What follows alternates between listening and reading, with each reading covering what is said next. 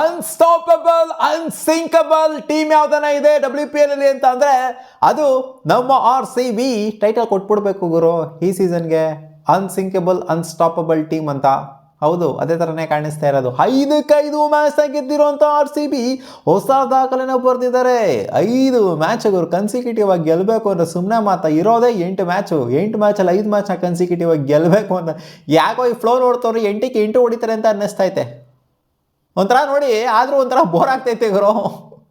ಎಲ್ಲ ಮ್ಯಾಚ್ ಗೆಲ್ತಾ ಇದ್ರು ಬೋರ್ ಆಗುತ್ತೆ, ಎಲ್ಲ ಮ್ಯಾಚ್ ಸೋಲ್ತಾ ಇದ್ರು ಬೋರ್ ಆಗುತ್ತೆ. ಅಂದರೆ ಒಂದು ಸೋಲ್ಬೇಕು ಮಧ್ಯದಲ್ಲಿ ಅಂತ ಹೇಳ್ತಿಲ್ಲ ನಾನು.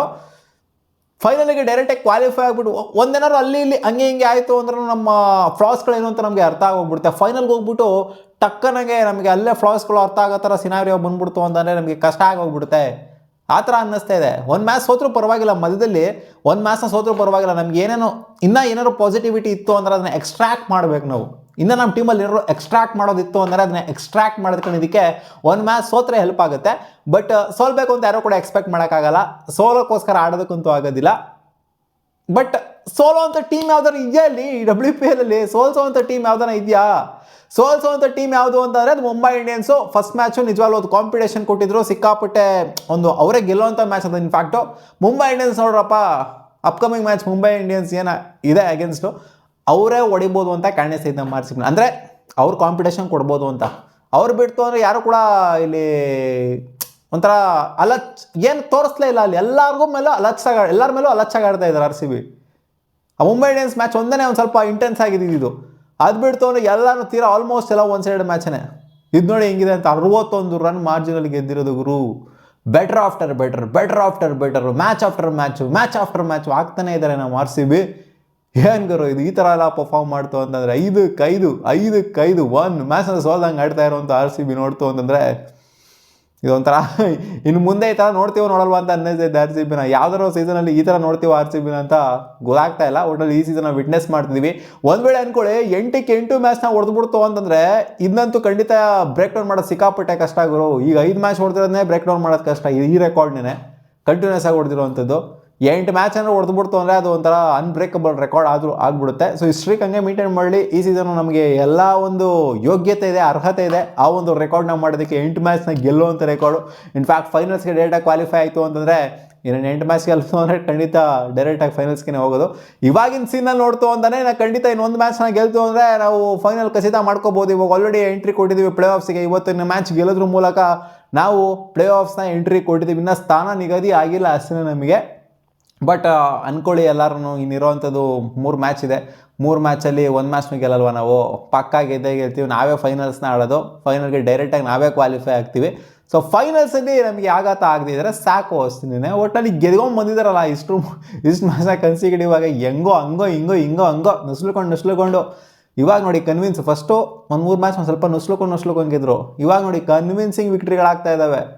ತೃಪ್ತ ಆಗಬೇಕು ಎಲ್ಲರೂ RCB ಫ್ಯಾನ್ಸ್ಗಳು. 1-sided ಮ್ಯಾಚ್ ಆಗಬೇಕು ಆ ಥರ ಗೆಲ್ತಿದ್ದಾರೆ. ಟಾಸ್ನ ಸೋತ್ವಿ. ಇನ್ಫ್ಯಾಕ್ಟ್ ಟಾಸ್ ಸೋತ್ಬಿಟ್ಟು ಬ್ಯಾಟಿಂಗ್ ಆಡೋಕ್ಕೆ ಬಂದಂಥ ನಮ್ಮ RCBಗೆ ಇನಿಷಿಯಲಿನೇ ಆಘಾತ ಆಗಿದ್ದು. ಯಾಕಂದರೆ 9 ರನ್ಗೆ 2 ವಿಕೆಟು.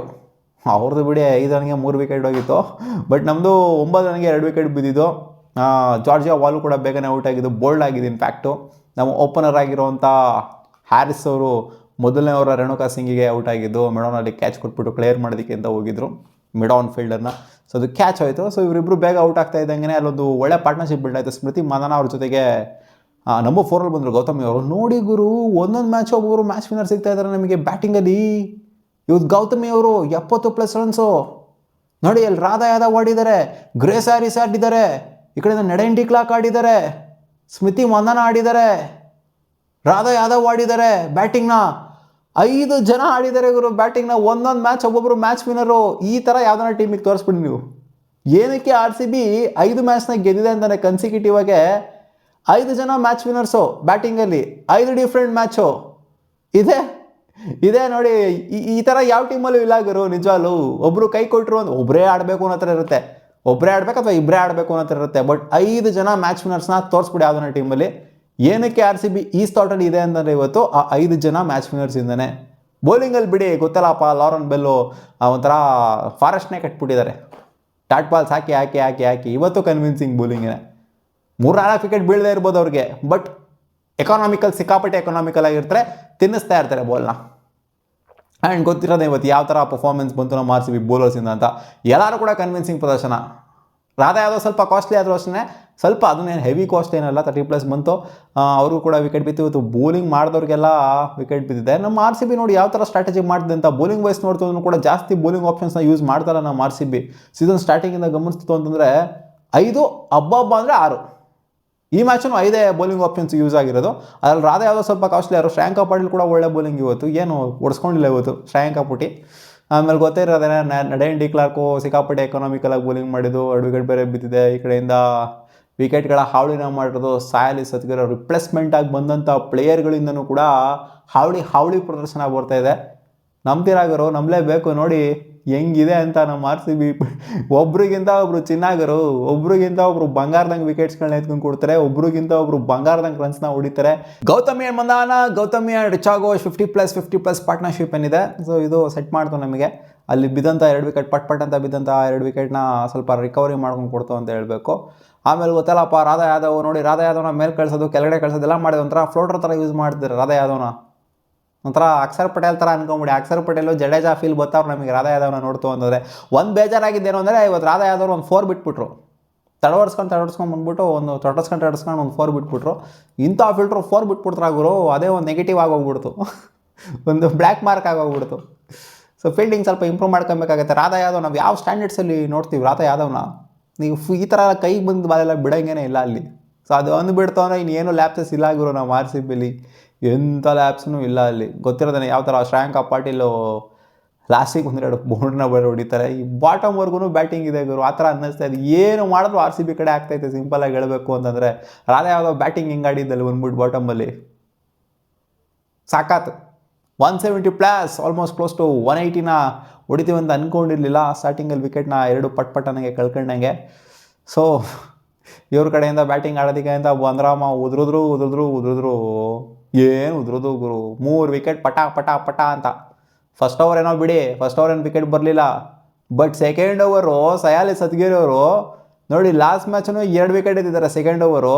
ಈ ಮ್ಯಾಚನು ಸೆಕೆಂಡ್ ಓವರು 2 ವಿಕೆಟು. ಅವರ ಮೊದಲನೇ ಓವರು ಇನ್ನಿಂಗ್ಸ್ನ ಸೆಕೆಂಡ್ ಓವರು, ಅಲ್ಲೂ 2 ವಿಕೆಟು, ಇಲ್ಲೂ 2 ವಿಕೆಟು. ಏನು 2 ವಿಕೆಟ್ ಎತ್ತಬೇಕು ಅಂತ ಕೇಳ್ಕೊಂಬತ್ತವ್ರು ಮೊದಲನೇ ಓವರ್ಲ ಸಯಾಲಿ ಸತ್ಗಿರಿ ಅವರು. 2 ಮ್ಯಾಚನ್ನು ಕೂಡ ಕಾಂಟ್ರಾಸ್ಟಿಂಗ್ ಆಗಿದೆ ಗುರು. ಎಂತೆಂಥ ವಿಕೆಟ್ ಇವತ್ತು ಎತ್ತಿರೋದು. ಬೋತ್ ಮೋನಿ ಜೊತೆಗೆ ಗಾರ್ಡ್ನರ್ ನಿಂತ್ಕೊಂಡು ಆಡ್ತಾಯಿದ್ರು, ಅವ್ರ ವಿಕೆಟ್ನ ಎತ್ಬಿಟ್ರು. ಸಾಫಿ ಡಿವೈನ್ ಅವರ ವಿಕೆಟು. ಮೂರು ಲೆಜೆಂಡ್ರಿ, 3 ಐಕಾನಿಕ್ ಪ್ಲೇಯರ್ಗಳು ಇವ್ರ ಟೀಮಲ್ಲಿ ನಿಂತ್ಕೊಂಡು ಆಡೋವಂಥ ಪ್ಲೇಯರ್ಗಳು. ಈ 3 ಜನದ ವಿಕೆಟ್ ಎತ್ತಿರೋದು ಇವತ್ತು ಸಯಾಲಿ ಸತ್ಗಿರಿ ಅವರು. ರಿಪ್ಲೇಸ್ಮೆಂಟ್ ಆಗಿ ಬಂದಂಥ ಪ್ಲೇಯರು ಎಲಿಸ್ ಪೆರಿ ಅವರ ಜಾಗದಲ್ಲಿ. ನೋಡಿ ಈ ಥರ ಪರ್ಫಾರ್ಮ್ ಮಾಡ್ತಾವ್ರೆ ನಮ್ಮ ಆರ್ ಸಿ ಬಿ. ಏನು ಕಾಂಟ್ರಿಬ್ಯೂಟ್ ಮಾಡೋಕ್ಕಾಗಿಲ್ಲ. ಅಲ್ಲಿ ಏನು ಗಾರ್ಡ್ನರ್ ನಿಂತ್ಕೊಂಡು ಅಲ್ಲಿ ಟುಕು ಆಡ್ತಾ ಇದ್ರಲ್ಲಿ, ಏನು ಹೊಡಿಲೇಬೇಕಾಗಿತ್ತು, ಹೊಡೆಯೋಕೆ ಹೋಗ್ಬಿಟ್ಟು ಔಟ್ ಆದರು. ಅಲ್ಲೂ ಏನು ಗಾರ್ಡ್ನರ್ ಔಟ್ ಆಗಿದ್ದು ನೋಡ್ರೆ ಕಾಮಿಡಿ ಅದು. ಗ್ರೌಂಡ್ ಆಗೈತಮ್ಮ ಬಾಲು ಅಂತ ನಿಂತ್ಕೊಂಡವ್ರು ಗಾರ್ಡ್ನರು.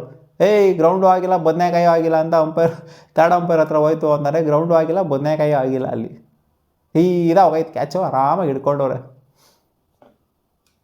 ಕಾಮಿಡಿ ಆಗಿತ್ತು ಅವರ ಬ್ಯಾಟಿಂಗ್ ಅಷ್ಟೇ. ಇನ್ನು ಎಕ್ಸ್ಪ್ಲೇನ್ ಮಾಡುವಂಥದ್ದೆಲ್ಲ ಏನಿಲ್ಲ. ಗಾರ್ಡ್ನರ್ ಒಬ್ಬರು ಸ್ವಲ್ಪ ನಿಂತ್ಕೊಂಡಿದ್ರು, ಅದು ಬಿಡ್ತು ಅಂದರೆ ಏನೂ ಇಲ್ಲ. ಖಾಲಿ ಪಲಾವ್ಸ್ ಅಷ್ಟೇ, ಏನೂ ಇಲ್ಲ. ಗುಜರಾತು ಸೋಲಿನ ಸುಳಿಗೆ ಸಿಲುಕ್ಬಿಟ್ಟವ್ರೆ ಅಂತ ಹೇಳಬೇಕು.